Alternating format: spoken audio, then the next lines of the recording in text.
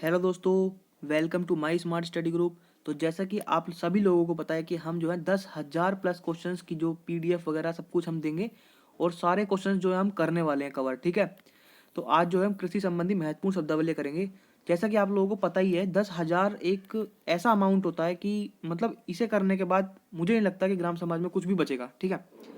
चाहे आपने कुछ पढ़ा हो या ना पढ़ा हो, सारे डाउट आपके क्लियर हो जाएंगे, एक भी डाउट आपका नहीं बचेगा। ठीक है। सारे क्वेश्चंस जो आपके कवर हो जाएंगे। तो ये सीरीज का जो है पार्ट 2 है। यदि आपने पार्ट 1 नहीं देखा तो मैं प्लेलिस्ट में जो है लिंक प्लेलिस्ट डाल दूंगा, डिस्क्रिप्शन में लिंक दे दूंगा प्लेलिस्ट का। तो आप जो है वहां से देख लेना। ठीक है। तो चलिए देखते हैं, अब हम स्टार्ट करते हैं पहला क्वेश्चन। ठीक है। तो काफ़ी सारी चीज़ें हम डिस्कस करेंगे और बिल्कुल अच्छे से जरूर डिस्कस करेंगे। ठीक है।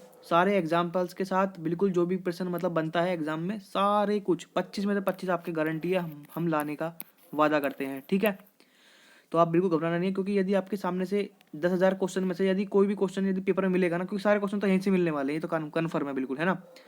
और यदि कोई भी क्वेश्चन यदि आपको जैसे कि पढ़ा है आपने और बिल्कुल वहाँ दिख जाएगा, तो आप बिल्कुल, यदि आपको याद भी नहीं होगा ना, तो भाई बिल्कुल आप ऑप्शन देख के कर दोगे। ठीक है। तो मैं इसलिए दावा कर रहा हूँ, सारे क्वेश्चन कर रहा हूँ, आप बिल्कुल जो चैनल को सब्सक्राइब कर लो, प्लेलिस्ट में जो है डाल दिए मैंने, और उसको देख लेना। ठीक है। तो चलिए स्टार्ट करते हैं पहला क्वेश्चन अपना। सबसे पहला क्वेश्चन है, भारत में कितने प्रकार की फसल ऋतुएं पाई जाती हैं। तो आप लोगों को बिल्कुल पता होना चाहिए कि कितने प्रकार की पाई जाती हैं। 3 प्रकार की फसल ऋतुएं पाई जाती हैं। तो सबसे पहली जो पाई जाती है खरीफ की फसल। ठीक है। फिर जो पाई जाती है रबी की फसल, और कौन सी पाई जाती है, जायद की फसल। ठीक है। तो मैं इनका टाइम पीरियड बता देता हूँ आपको। जो रबी की फसल है वो लगभग आपकी जून जुलाई में बोई जाती है, और अक्टूबर नवंबर में जो है काट ली जाती है। ठीक है। जून जुलाई में बोई जाती है, अक्टूबर नवंबर में जो है काट ली जाती है। और जो रबी की फसल है ये जो है अक्टूबर नवंबर में बोई जाती है, और लगभग आपके अप्रैल मई में जो है काट ली जाती है। और जो जायद की फसल होती है, इन दोनों के बीच का जो समय होता है, इसमें जो है इस फसल को बो दिया जाता है। ठीक है। और जो खरीफ की फसल है उसके थोड़े मैं एग्जाम्पल दे देता हूँ आपको। इसका जो एग्जाम्पल है, जैसे धान है। ठीक है। धान है, और क्या है, ज्वार है। ठीक है। इंपॉर्टेंट है ये, बाजरा है, मक्का है, मूंग है, उड़द है, सोयाबीन है। तो ये सारे जो है खरीफ के हैं, और कुछ जो है रबी के बताता हूँ मैं आपको। जैसे गेहूँ, जौ, मटर, चना, सरसों, ये सब जो है रबी के होते हैं। ठीक है। और जायद में तो भाई आपको पता ही है, जैसे तरबूज है, खरबूजा है, खीरा है, ककड़ी है। ये सारी जो है मतलब पानी वाली चीज़ें जो हैं, इसमें जो है जायद की फसल में आती हैं। ठीक है। तो बस जो है इतनी सी चीज़ थी, और काफ़ी सारी डिटेल हमने पढ़ ली है। अब जो नेक्स्ट क्वेश्चन की तरफ हम चलते हैं। ठीक है दोस्त। तो कौन सी फसल रबी की फसल नहीं है, तो अभी मैंने बताया भी था आपको कौन कौन सी फसल है। गेहूं की फसल है, मटर है, चना है, तरबूज जो अभी मैं बताया था आपको, ये कौन सी फसल है, ये जायद की फसल है ना। तो भी बस इसी तरीके से क्वेश्चन जो है आप लोगों को देखने को मिलेंगे। कुछ क्वेश्चन जो है सिंपल होते हैं, उसमें जैसे कि मैंने बताया भी था पैटर्न क्या होता है एग्जाम का हमेशा जो है। यदि 25 क्वेश्चन आएंगे ना, तो भाई 10 से 12 जो है आपके बिल्कुल सिंपल होंगे, और 12 से 15 ऐसी कुछ जो है सिंपल, मतलब सारे क्वेश्चन जो है मतलब लगभग 2 से 3 क्वेश्चन मांग के चलो भाई, ज़्यादा से 2 से 3 क्वेश्चन जो हार्ड होते हैं। ठीक है। तो सारी चीज़ जो है हार्ड भी क्वेश्चन हम सब क्वेश्चन जो है सारे कवर कर लेंगे, बिल्कुल घबराने की जरूरत नहीं है। सीरीज में जो है बिल्कुल बने रहो आप। ठीक है। जैसा कि ये बिल्कुल अलग क्वेश्चन है, मतलब इंपॉर्टेंट क्वेश्चन है भाई, कृषि के ऊपर है ये। ठीक है। तो कृषि आज हम पढ़ रहे हैं, इसलिए पंतनगर कृषि विश्वविद्यालय कब स्थापित किया गया था। तो ये मैं इसकी डेट बता देता हूँ आपको, 17 नवंबर को किया गया था ये, और 1960 में किया गया था। ठीक है दोस्त। तो इसका राइट आंसर क्या हो जाएगा, ऑप्शन सी हो जाएगा। ठीक है। तो बस इतना सा हमने पढ़ना था इसके बारे में। अब देख लेते हैं हम हरित क्रांति के बारे में। ये क्वेश्चन मैं दावा करता हूँ भाई बहुत ही कम लोगों को इसके बारे में पता होगा। काफ़ी लोग जो है इसका गलत आंसर देंगे, मुझे पता है। ठीक है। अब देखते हैं इसका राइट आंसर जो क्या होने वाला है, विलियम गार्ड। बहुत ही इंपॉर्टेंट क्वेश्चन है, और मुझे पता है काफ़ी लोगों ने ये नॉर्मल बोल लोग जो लगा दिया होगा, या फिर MS स्वामीनाथन लगा दिया होगा। अब देखते हैं जो जो नॉर्मल बोल लोग हैं वो, जैसा कि मैंने बताया भी है आप लोगों को, ये कौन है, ये जो है हरित क्रांति के जनक माने जाते हैं ये। ठीक है। इन्होंने नाम नहीं दिया था, हरित क्रांति के जनक माने जाते हैं ये। और ये जो भारत में जो भारत में हरित क्रांति के जनक किसको माना जाता है, भारत में जो है, भारत में हरित क्रांति का जनक स्वामीनाथन को माना जाता है। MS स्वामीनाथन को माना जाता है। ठीक है दोस्त। तो बस यही चीज़ है, और आप लोगों को पता भी होना चाहिए नॉर्मल जो बोर्ड लोग हैं वो क्या है, नोबेल पुरस्कार विजेता भी रहे हैं ये। ठीक है। और ये मैक्सिको के जो वैज्ञानिक थे। ठीक है। चलिए आगे देखते हैं अब हम। और जैसा कि आप लोगों को पता है, अब नेक्स्ट क्वेश्चन देखते हैं हम। भारत में हरित क्रांति का श्रेय किसको दिया जाता है, जैसे कि अभी मैंने बताया भी था आंसर इसका, तो आप लोगों को पता ही है, MS स्वामीनाथन को माना जाता है। ठीक है। नेक्स्ट क्वेश्चन हम देखते हैं, विश्व स्तर पर, किस पे, विश्व स्तर पर हरित क्रांति का श्रेय किसको जाता है? तो मैंने अभी बताया भी आपको, विश्व स्तर पर किसको जाता है, ये जाता है आपको नॉर्मन बोरलॉग को, ठीक है, नॉर्मन बोरलॉग को जाता है। और ये कौन है, ये आपके इनके बारे में थोड़ी सी मैं डिटेल बता देता हूँ। ये जो है नोबेल पुरस्कार विजेता हैं और मैक्सिको के रहने वाले हैं, ठीक है, मैक्सिको के कौन थे, ये कृषि वैज्ञानिक थे, ठीक है दोस्त, बहुत इंपॉर्टेंट क्वेश्चन था ये। और जैसे कि आप लोगों को इसके बारे में थोड़ी सी मैं जानकारी दे देता हूँ, किनके बारे में, स्वामीनाथन के बारे में, ठीक है। इनको जो है भारत में जो है तमिलनाडु, मतलब भारत में जो है क्या माना जाता है, हरित क्रांति के जनक माना जाता है। और ये कहाँ के थे, तमिलनाडु के तमिलनाडु के कौन, आनुवांशिक जेनेटिक वैज्ञानिक थे ये, ठीक है, मतलब जेनेटिक्स वैज्ञानिक थे, जेनेटिक्स वैज्ञानिक थे, ठीक है। और इन्हें भारत में मैक्सिको के बीज को अपनाने पर जोर दिया था, ठीक है दोस्त, बहुत ज़्यादा इंपॉर्टेंट पॉइंट है ये। और गेहूं की एक इन्होंने क्या करी थी, हाइब्रिड जो स्पीसीज है, आप लोगों को पता ही है, हाइब्रिड स्पीसीज जो है इन्होंने विकसित की थी, इसलिए इन्हों जो इन्हें मतलब इनको जो है क्या माना जाता है, भारत में हरित क्रांति का जनक माना जाता है, ठीक है, क्या माना जाता है इनको, हरित क्रांति का जनक माना जाता है। और कुछ इंपॉर्टेंट मैं पॉइंट बता देता हूँ आप लोगों को हरित क्रांति के बारे में।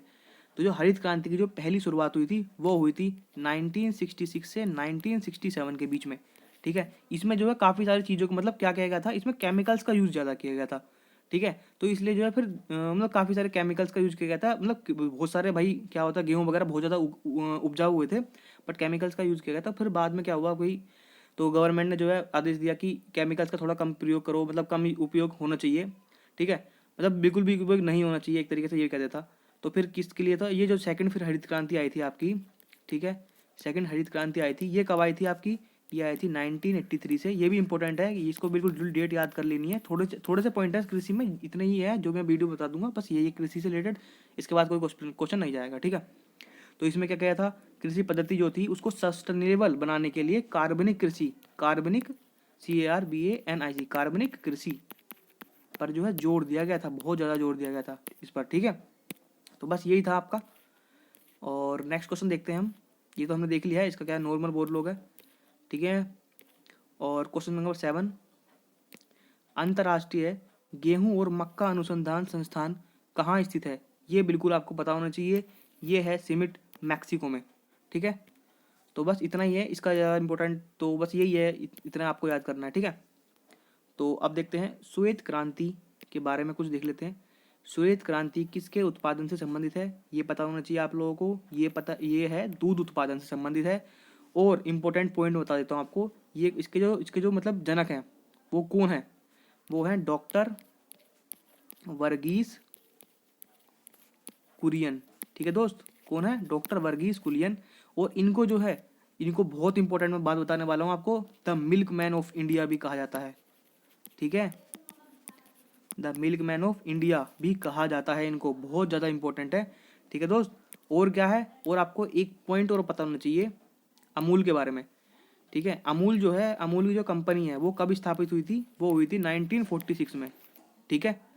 और क्या है, आपको एक चीज़ और पता होना चाहिए राष्ट्रीय डेयरी के बारे में, राष्ट्रीय डेयरी अनुसंधान संस्थान के बारे में, ये कहाँ पर है, करनाल, करनाल जो कि हरियाणा में है, ठीक है, हरियाणा।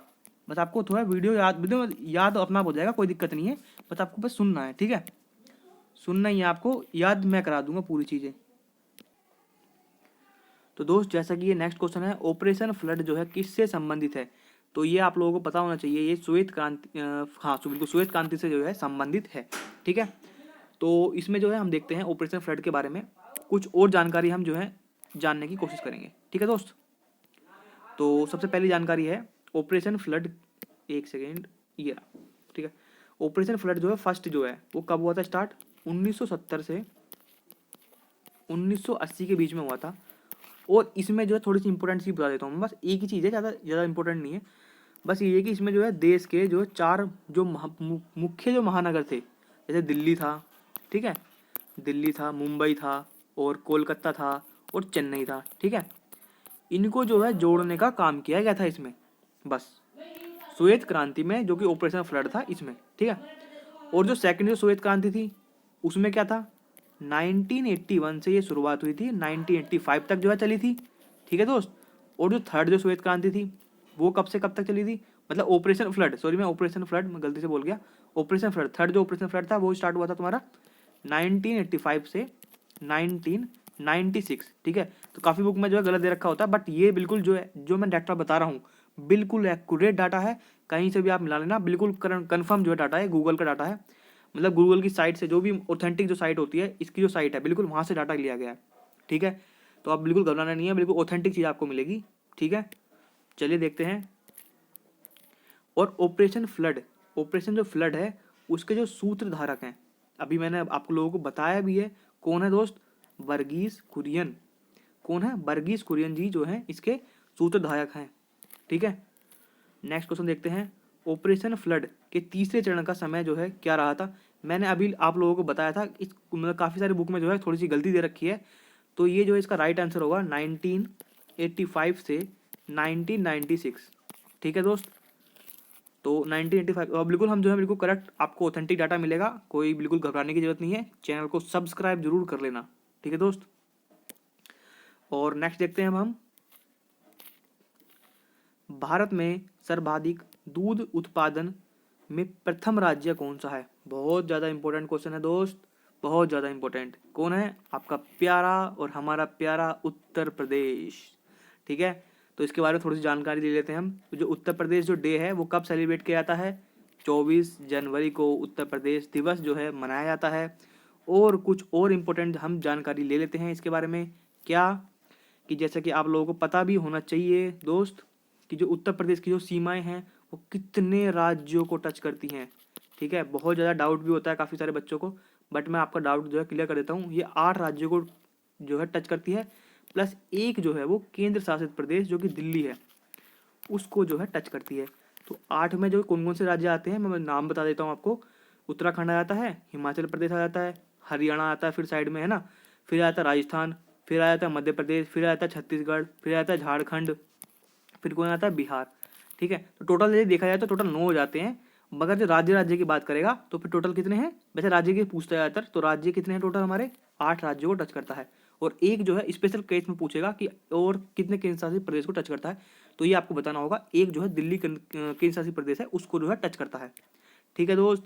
कोई डाउट, और डाउट बिल्कुल होना भी नहीं चाहिए, ठीक है, सारे डाउट आपके क्लियर हो जाएंगे।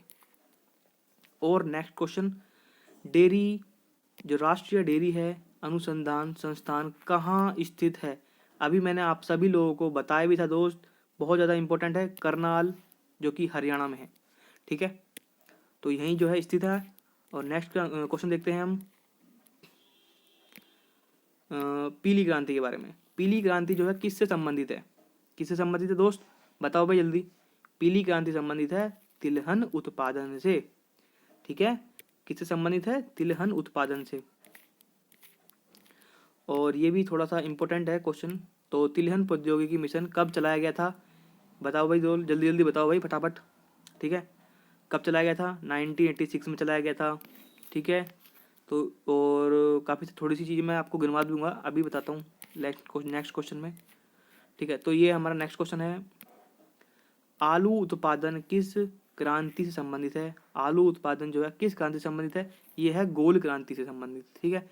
तो और जो नीली क्रांति है वो किससे संबंधित है, मत्स्य उत्पादन, मतलब मछली उत्पादन से संबंधित है, ठीक है, उत्पादन से संबंधित। और जो सुनहरी क्रांति है मतलब गोल्डन रिवोल्यूशन इसको इंग्लिश में बोला जाता है, ये संबंधित है आपके फल व सब्जियों से, ठीक है दोस्त। और जो धूसर क्रांति या फिर ग्रे रिवोल्यूशन जो है इसको बोला जाता है, ये संबंधित है आपके फर्टिलाइजर से। और ये बहुत ज़्यादा इंपॉर्टेंट क्वेश्चन है और काफ़ी बार जो है एग्जाम्स में पूछा भी गया है, ठीक है। तो सारे जितने भी क्वेश्चन बनते हैं ना कृषि पे, सारे क्वेश्चन आपको कवर हो जाएंगे, बिल्कुल आप सीरीज में जो है कंटिन्यू बने रहिए और लास्ट तक वीडियो को देखो, अपने आप जो है याद भी हो जाएगा, सब कुछ हो जाएगा, ठीक है। घबराना बिल्कुल भी नहीं है यार, हमारे चैनल को यदि आपने सब्सक्राइब कर लिया तो बिल्कुल घबराने की कोई जरूरत नहीं है आपको, ठीक है। भारतीय आलू अनुसंधान संस्थान कहाँ स्थित है, ये स्थित है शिमला में और हिमाचल प्रदेश में, ठीक है। शिमला जो कैपिटल है हिमाचल प्रदेश की, तो यहाँ जो है स्थित है, ठीक है। तो बस यही है और कुछ नहीं है ज़्यादा इम्पोर्टेंट।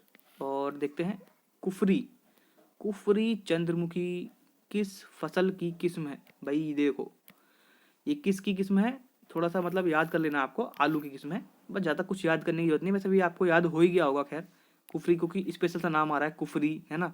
तो कुफरी जो है किससे संबंधित है, आलू से संबंधित है। अभी मैंने आपको बताया भी था दोस्त, नीली क्रांति किससे संबंधित है, ज़्यादा टाइम नहीं वेस्ट करेंगे, मछली उत्पादन से संबंधित है। ठीक है, नेक्स्ट क्वेश्चन पाते हैं जल्दी। गुलाबी क्रांति किससे संबंधित है, गुलाबी क्रांति के जनक जो हैं किससे माना जाता है भाई, गुलाबी क्रांति के जनक। ये भी थोड़ा सा इंपॉर्टेंट क्वेश्चन मतलब बन जाता है कभी कभी, जो है एग्जामिनर पूछ लेता है। तो कौन है, दुर्गेश पटेल जी हैं। ठीक है, और गुलाबी क्रांति जो है आपको बता देता हूँ मैं, गुलाबी क्रांति के अंदर क्या क्या आता है, मांस, ठीक है, मांस निर्यात, और जो झोंगा मछली होती वो आती है, और जो प्याज है, ठीक है, प्याज भी इसमें ही आती है। ठीक है, प्याज का उत्पादन करना, उत्पादन किस में आता है, गुलाबी क्रांति के अंतर्गत आता है, और इसके जनक कौन है, दुर्गेश पटेल। ठीक है, तो बस यही था इंपॉर्टेंट। देखते हैं अब नेक्स्ट क्वेश्चन। कृष्ण क्रांति, कृष्ण थोड़े कृष्ण जो है काले से थे ना, तो सामने से, तो बस इसी के बेस पे जो है रख दिया है इसका नाम। तो कृष्ण क्रांति मतलब ब्लैक रिवॉल्यूशन, ब्लैक रिवॉल्यूशन। ठीक है, किस संबंधित है ये आपको बताना होना चाहिए, ये संबंधित है पेट्रोलियम से। ठीक है दोस्त, तो नेक्स्ट क्वेश्चन देखते हैं। धूसर क्रांति, धूसर क्रांति जो है थोड़ा सा अजीब सा नाम हो जाता है, बट इसका जो है कई सारे नाम है। धूसर क्रांति के बारे में बता देता हूँ मैं आपको, ये है उर्वरक, उर्वरक से वो संबंधित है। और धूसर क्रांति का नाम बताता हूँ मैं, इसको भूरी क्रांति भी बोला जाता है, या फिर ब्राउन रिवॉल्यूशन भी इसको बोला जाता है। ठीक है, ब्राउन रिवॉल्यूशन भी इसको बोला जाता है। तो बिल्कुल चैनल पर बने रहिए, लास्ट तक देखो वीडियो, बहुत ज़्यादा इंपॉर्टेंट क्वेश्चन है मेरे दोस्त, बहुत ज़्यादा फायदा आपको मिलने वाला है इस सीरीज से। तो रजत क्रांति जो है किससे संबंधित है, रजत क्रांति संबंधित है अंडों के उत्पादन से। ठीक है, किससे संबंधित है, रजत क्रांति अंडों के उत्पादन से। और इसे इंग्लिश में जो है सिल्वर रिवॉल्यूशन भी बोला जाता है। ठीक है, कभी कभी सिल्वर रिवॉल्यूशन के नाम से भी आ जाता है। ठीक है, तो बस इतना ही है, ज़्यादा कुछ नहीं है इसमें। और देख लेते हैं फिर, भारत में अंडे जो हैं, अंडे के उत्पादन में किस स्थान पर है, मतलब भारत जो है अंडे के स्थान में, अंडे के उत्पादन में जो है किस स्थान पर है।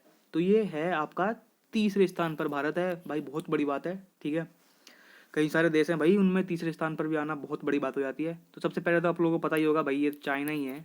ठीक है, चाइना तो भाई क्या कहें इसके बारे में, तो चाइना है। ठीक है, दूसरे स्थान पर जो है वो है यूएसए। ठीक है, और तीसरे स्थान पर है हमारा भारत। बस इतना ही याद रखना है, चौथा वगैरह पांचवा वगैरह ये कुछ याद करने की जरूरत नहीं, बस अपना भारत के बारे में याद रखना है। ठीक है, और पहला भी कभी कभी पूछ लेता है, भारत के बारे में ज़्यादा जानकारी पूछी जाती है। ठीक है दोस्त, तो सुनहरी क्रांति किससे संबंधित है, बताओ भाई जल्दी, सुनहरी क्रांति किससे संबंधित है, बागवानी फसलों से। ठीक है, मैंने प्रीवियस में पहले जो बता चुका हूँ, आपको ध्यान होगा तो देख लेना, यदि ध्यान नहीं आ रहा ना तो पीछे दोबारा से रिवाइंड कर लेना वीडियो को। ठीक है, और ध्यान से समझना है इस चीज़ को, जितने मैं बता रहा हूँ क्वेश्चन बिल्कुल आपको क्या है, रट जाने चाहिए, ये रूल रट जाने चाहिए। और रटने का काम क्या कैसे होगा, वीडियो को पूरा देखोगे तभी रट जाएंगे ये। ठीक है, अपने आप ही जो है याद हो जाएंगे, कोई दिक्कत वाली बात नहीं है। किस क्रांति को सदाबहार क्रांति के नाम से जाना जाता है, देख लो भाई कितना इंपॉर्टेंट है, और क्यों जाना जाता है इसके बारे में बताऊंगा। इंद्रधनुषी क्रांति को जाना जाता है, क्यों जाना जाता है, इसमें इसमें जो है, इसमें कृषि के साथ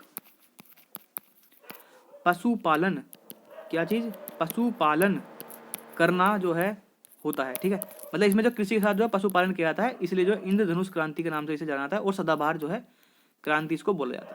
ठीक है, तो बस इतना था जानकारी। और नेक्स्ट क्वेश्चन जो है हम देखने वाले हैं, तो इसका राइट आंसर क्या होगा, एक फसल वर्ष में, ठीक है, एक फसल वर्ष में 2 या 2 से अधिक फसल उगाना क्या कहा जाता है, युग्म पैदावार कहा जाता है। और आपको बता देता हूँ मैं, फसली वर्ष या फसल वर्ष या फिर ग्राम वर्ष कब से स्टार्ट होती है, कब जो है खत्म होती है। तो इसका जो प्रारंभ होता है वो होता है आपका 1 जुलाई से 30 जून तक। ठीक है दोस्त, बहुत इंपॉर्टेंट पॉइंट है, और क्वेश्चन जो है आपके बनते हैं इस चीज पे भी ध्यान रखना है आपको, इस चीज के बारे में, क्योंकि ग्राम वर्ष के बारे में पूछ लेता है या फिर फसली वर्ष के बारे में भी पूछ लेता है।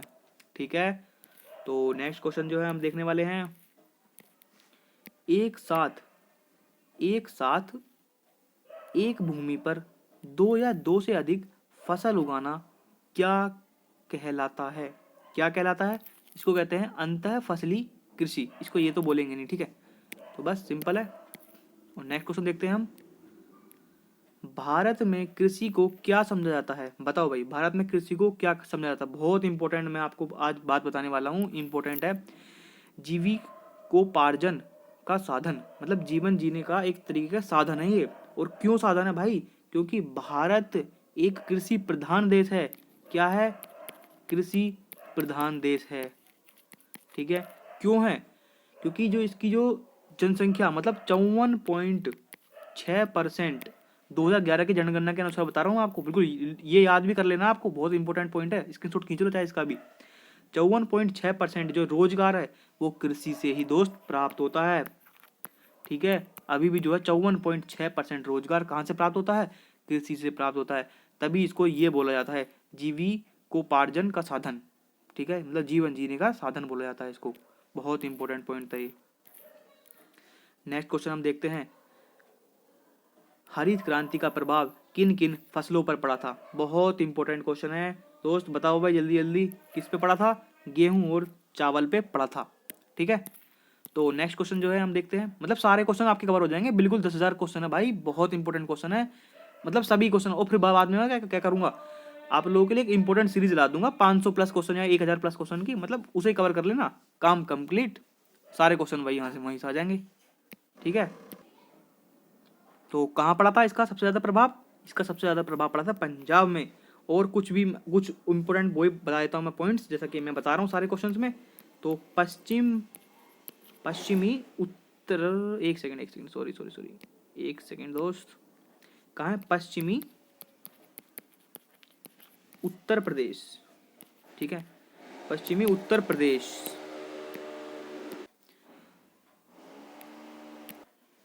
तो यार थोड़ा बाहर से साउंड वगैरह आ रहा था, तो इसलिए मैंने थोड़ी वीडियो को जो बीच में पॉज कर दिया था। ठीक है, तो चलिए कंटिन्यू करते हैं। पश्चिमी उत्तर प्रदेश है आपका, पंजाब है आपका, जैसे मैं बता दिया अभी, और हरियाणा था। ठीक है, हरियाणा और राजस्थान। राजस्थान के जो गंगानगर का क्षेत्र है ना, उस सब इनको जो है लाभ मिला था। किसका? हरित क्रांति का प्रभाव सबसे ज्यादा इन जो है राज्य पे, और इन कहाँ पे पड़ा था? इन राज्यों पे पड़ा था। ठीक है, बस यही इंपॉर्टेंट पॉइंट था इसका। बस आपको क्या कहना, वीडियो को यदि आपको याद नहीं हो रहा तो वीडियो 2-3 बार देख लो भाई, अपना आप याद हो जाएगा यार, इतना इंटरेस्टिंग तरीके से तो बता रहा हूँ। ठीक है, चलो भाई देखते हैं नेक्स्ट क्वेश्चन। किस क्रांति में प्रत्यक्ष या अप्रत्यक्ष रूप से कृषि क्षेत्र से संबंधित सभी क्रांतियों को सम्मिलित किया गया है? अभी मैंने बताया था दोस्त, अभी बिल्कुल बताया था, इंद्रधनुष क्रांति। ठीक है, जो किससे संबंधित है? इसमें क्या होता है? कृषि के साथ साथ पशुपालन करना संबंधित है इससे, अभी मैंने बताया था प्रीवियस क्वेश्चन में। ठीक है, तो नेक्स्ट क्वेश्चन देखते हैं, नगदी फसल। नगदी फसल मतलब कैश क्रॉप, किसको क्या आता है? Cash crop. ठीक है, बोला जाता है इनको, नगदी फसल बोला जाता है। ठीक है, तो किसको बोला जाता है भाई? ये बोला जाता है, और किसको? गन्ना है, ये सब का गन्ना है, कपास है, तंबाकू है, ये सब जो है क्या है? कैश क्रॉप्स है। जो हमारा राइट आंसर होगा गेहूं। ये क्या है? एक रबी की फसल है। इसको जो है नगदी भाई फसल क्यों बोलेंगे जब ये रबी की फसल है तो, है ना? तो ये 3 है हमारे राइट आंसर। जो गन्ना, कपास, तंबाकू, इनको जो है बोला जाता है नगदी फसल। और जिसको नहीं बोला जाता, किसको नहीं बोला जाता? गेहूं को नहीं बोला जाता। तो हमारा राइट आंसर जो है इसका क्या होगा? गेहूं। ठीक है, चलिए चलते हैं नेक्स्ट क्वेश्चन की तरफ। एक सेकेंड, ये रहा। ठीक है, नेक्स्ट क्वेश्चन हमारा है, उर्वरक के क्षेत्र में आत्मनिर्भरता के लिए उर्वरक उत्पादन हेतु क्रांति का नाम। भाई इतना इंपॉर्टेंट क्वेश्चन मैंने कितनी बार तो आप लोगों को बता दिया है। ठीक है भाई, जल्दी जल्दी रिकॉल करो भाई, क्या था इसका आंसर? ठीक है, क्या था इसका आंसर? धूसर क्रांति, मतलब भूरी क्रांति भी इसको बोला जाता है। अभी बताया था मैंने, ब्राउन रिवॉल्यूशन भी बोला जाता है। ठीक है, किससे संबंधित था ये संबंधित था पेट्रोलियम से संबंधित था, आपको मैंने अभी बताया भी था। ठीक है, तो बस यही है भाई दोस्त, पढ़ते रहिए भाई, कंटिन्यूस सीरीज में जो है बने रहिए, बहुत इंपॉर्टेंट सीरीज है। ठीक है, और थोड़ा सा देख लेते हैं इसके बारे में भी। टिलेज, जो टिलेज पद्धति है उससे क्या संबंधित है, मतलब टिलेज पद्धति क्या होती है? ये है बिना जुताई किए एक साली कृषि करना, मतलब एक साल जो है कृषि करना बिना जोती, मतलब बिना जोत किए, मतलब उसमें बिना खुदाई वगैरह किए, है ना? तो यही है बस, इसके बारे में तो यही है, बिना जुताई किए एक साल की कृषि करना टिलेज पद्धति कहलाता है। तो बस ये था, थोड़ा मतलब डेफिनेशन टाइप का था वो, है ना? तो काफ़ी सारे क्वेश्चन हो गए हैं यार, बहुत सारे क्वेश्चन हैं, मतलब इतने क्वेश्चन जो है मतलब कृषि के ऊपर कन्फर्म, मतलब ये है कि कन्फर्म है भाई, इसके बाहर नहीं आता। मतलब सारे एग्जाम्स में यहीं से पूछा जाता है, ठीक है। तो सीरीज में बिल्कुल कंटिन्यूस बने रहिए आप। भारत में सर्वाधिक क्षेत्रफल किस फसल का उत्पादन किया जाता है, मतलब सर्वाधिक क्षेत्रफल पर किस फसल का उत्पादन किया जाता है, बताओ भाई। बहुत इंपॉर्टेंट क्वेश्चन बन जाता है ये। किस पे किया जाता है, धान पे। तो धान के बारे में कुछ मैं आप लोगों को इंटरेस्टिंग फैक्ट भी बता देता हूँ, ठीक है दोस्त। तो धान जो है मतलब भारत में जो धान की कृषि है, कृषि के अंतर्गत जो है मतलब कौन कौन से क्षेत्र वगैरह आते हैं। तो सबसे ज़्यादा जो सबसे बड़ा जो क्षेत्र है धान का, वो कौन सा, पश्चिम बंगाल का क्षेत्र है, ठीक है। सबसे ज़्यादा पश्चिम बंगाल है भाई धान का, मतलब बहुत ज़्यादा धान जो है यहाँ उगाया जाता है। और प्रति हेक्टेयर का मतलब समझ रहे हो, प्रति हेक्टेयर में कौन है भाई, पंजाब है। प्रति हेक्टेयर में कौन है, पंजाब। और जो किसमें सबसे ज़्यादा जो धान की कृषि के अंतर्गत सबसे ज़्यादा क्षेत्र आता है वो है पश्चिम बंगाल। समझ रहे हो प्रति हेक्टेयर का मतलब, नहीं समझ रहे होंगे, चलो मैं बता देता हूँ। जैसे कि मान लो ये छोटा सा इलाका है, ठीक है। इसमें जो है बहुत सारे मतलब क्या करना, धान उगाना, ठीक है। मतलब छोटी सी जगह में खूब सारे धान उगा दिए। और भाई पश्चिम बंगाल में क्या है, थोड़ी थोड़ी जगह में मतलब धान उगा रहे हैं, एरिया तो बड़ा है, ठीक है। तो बस ये इतना मतलब है। तो प्रति हेक्टेयर की यदि क्वेश्चन पूछता है, कि करंट का भी क्वेश्चन बन जाता है आप लोगों के एग्जाम्स के लिए, मतलब बहुत ज़्यादा इंपॉर्टेंट हो जाता है। तो पंजाब है इसका। और यदि वैसे पूछता है क्षेत्रफल की दृष्टि से कौन है, ये पश्चिम बंगाल है, ठीक है दोस्त। तो बिल्कुल मतलब कृषि के क्वेश्चन हैं ये, और सभी ज़्यादातर एग्जाम से पूछे जाते हैं। तो भाई इंटरेस्टिंग फैक्ट की तरह जो है लेना है इस चीज़ को, ठीक है। तो सफ़ेद सोना भाई देख लो कितना इंपॉर्टेंट क्वेश्चन है। इसके बारे में थोड़ी सी मैं जानकारी दूंगा आपको, बहुत मजा आने वाला है। सफ़ेद सोना किस फसल को कहा जाता है, ये कहा जाता है कपास की फसल को सफ़ेद सोना कहा जाता है, ठीक है। चलिए थोड़ी सी जानकारी ले लेते हैं इसके बारे में। जो कपास है, कपास को भाई तो आप लोगों ने सुना शायद से होगा, या नहीं सुना जिन लोगों ने, उसके बाद बता देता हूँ मैं। जो ट्रैप क्रॉप के बारे में आप लोगों ने सुना है, चलो बता देता हूँ मैं इसके बारे में। पता क्या होता है, जैसे मान लो ये जो है कपास का एरिया है, और साइड में ना, साइड में क्या करते हैं लोग, साइड भाई कितना दिमाग है देख सकते हो आप हमारे भारतीयों में, मतलब सभी में दिमाग है। खैर सबसे ज़्यादा इंटेलिजेंट तो मुझे लगता है भारतीय ही हैं हमारे। क्या होता है कि जो भिंडी, मतलब भिंडी नहीं होती भिंडी, तो भाई भिंडी जो है उगा देते हैं चारों तरफ। क्यों उगाते हैं पता है आपको, जो कपास का जो पेड़ है ना, उस पे क्या है, एक red bug, red RED red BUG bug नाम का जो है कीट इस पे लग जाता है भाई, जो है कपास की खेती को बिल्कुल बर्बाद कर देता है, बिल्कुल बेकार कर देता है। तो क्या होता है, जैसे चारों तरफ जो है हम मटर, वो क्या कहते हैं, सॉरी, भिंडी उगा देते हैं ना। भिंडी उगाने के बाद क्या होता है, जो कीड़ा होता है रेड बग का, भाई वो बेचारा उलझ के यहीं फंस जाता है, आगे जा ही नहीं पाता। ठीक है। तो क्या हमारी जो कॉटन है ना वो बच जाती भाई, तो बिल्कुल हमें बिल्कुल बेनिफिट मिल जाता है। और एक चीज़ बता देता हूँ आपको कॉटन के बारे में। जो कपास की जो खेती है, तो सबसे ज़्यादा जो इम्पोर्टेंट है कपास की खेती के लिए, क्या इम्पोर्टेंट, मिट्टी। मिट्टी कौन सी इंपॉर्टेंट है इसके लिए, काली मिट्टी जो है बहुत ही ज़्यादा इंपॉर्टेंट होती है दोस्त। तो काली मिट्टी जो है इसके लिए बहुत ज़्यादा इंपॉर्टेंट है। और आप लोगों को बताता हूँ मैं, सबसे ज़्यादा जो कपास का उत्पादन है वो कौन सा राज्य करता है, ये भी आप लोग जान लो, बहुत इंपॉर्टेंट जो है फैक्ट है, गुजरात, ठीक है, जो कि हमारे PM है गुजरात से, ठीक है। चलिए देखते हैं नेक्स्ट क्वेश्चन। भारत की फसली वर्ष कब से शुरू होती है, जैसे कि मैंने पहले जो है क्वेश्चन में बता दिया है, आप लोगों को रिकॉल करना है, फिर जो है आपको टिक करना है क्वेश्चन। तो क्या है, फसली वर्ष या फिर ग्राम वर्ष, मैंने बताया था, बिल्कुल याद करना था। 1 जुलाई से 30 जून तक होता है, ठीक है। चलिए दोस्त देखते हैं फिर नेक्स्ट क्वेश्चन, है ना, उसके बारे में जानकारी हम ले लिए। और बहुत इंपॉर्टेंट क्वेश्चन जो है मतलब बताया है भाई, वो बहुत इंपॉर्टेंट क्वेश्चन है, पता है आपको। चलिए ये भी आपका इंपॉर्टेंट ही क्वेश्चन है। भारत का सबसे बड़ा गन्ना उत्पादक राज्य है, जैसा कि आप लोगों को पता ही है, अपना प्यारा उत्तर प्रदेश, ठीक है। कौन सा है, उत्तर प्रदेश। और उत्तर प्रदेश के बारे में हम कुछ जानकारी ले लेते हैं। क्या, डिस्ट्रिक्ट भाई, डिस्ट्रिक्ट डिस्ट्रिक्ट पता कितने हैं आप लोगों को, और आप लोगों को पता है तहसील कितनी है, तहसील कितनी है, और आप लोगों को पता है मंडल कितने हैं भाई उत्तर प्रदेश में। भाई उत्तर प्रदेश का एग्जाम देने वाले हो, पता होना चाहिए भाई ये सब चीज़ें। तो डिस्ट्रिक्ट पता कितनी है, 75 डिस्ट्रिक्ट है। और पता तहसील कितनी है, 351। भाई करंट का डाटा दे रहा हूँ मैं आपको, बिल्कुल गलत नहीं है, कहीं भी चेक कर लेना, बहुत इंपॉर्टेंट डाटा है ये, ठीक है। काफ़ी सारे टीचर जो है गलत बता देते हैं, मगर ये जो है बिल्कुल गलत नहीं है, ठीक है। मंडल जो है कितने हैं भाई, 18 मंडल हैं। और मैं कुछ और चीज़ बता देता हूँ आपको, नगर निगम भाई, इसका स्क्रीनशॉट ले लेना, बिल्कुल एग्जाम्स में जो है पूछा जाता है ये, ठीक है। नगर निगम कितने हैं पता है, नगर निगम टोटल 17 हैं, इसका स्क्रीनशॉट ले लो आप चाहे, ठीक है। चलो देखते हैं फिर। और उत्तर प्रदेश के बारे में कुछ बताऊँ आपको मैं, इंटरेस्टिंग फैक्ट, शायद से काफ़ी सारे बच्चों को पता भी होगा और काफ़ी सारे बच्चों को नहीं भी पता होगा, तो बता देता हूँ मैं। जो सबसे ज़्यादा, मतलब ऐसा डिस्ट्रिक्ट है सबसे ज़्यादा जो राज्यों को क्या करता है, टच करता है भाई। कौन सा डिस्ट्रिक्ट है भाई? उत्तर प्रदेश का डिस्ट्रिक्ट है। कौन सा? सोनभद्र। ठीक है, कौन सा है? सोनभद्र। भाई इंपॉर्टेंट है ये क्वेश्चन, जो है बार बार पूछा जाता है। आपको पता है आप लोगों को कौन कौन सा है? मध्य प्रदेश है, ठीक है, मध्य प्रदेश, और छत्तीसगढ़, और कौन सा है? बिहार है, और कौन सा? झारखंड।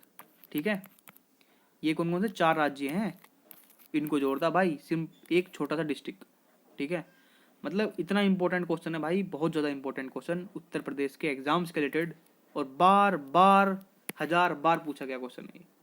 ठीक है, यदि आप लोगों को नहीं पता तो आप लोग आज जान लिया है, बस इतना इंपॉर्टेंट है। ये जान लेते हैं हम, एकल संचयन किसे कहते हैं? तो एकल संचयन किसे कहते हैं?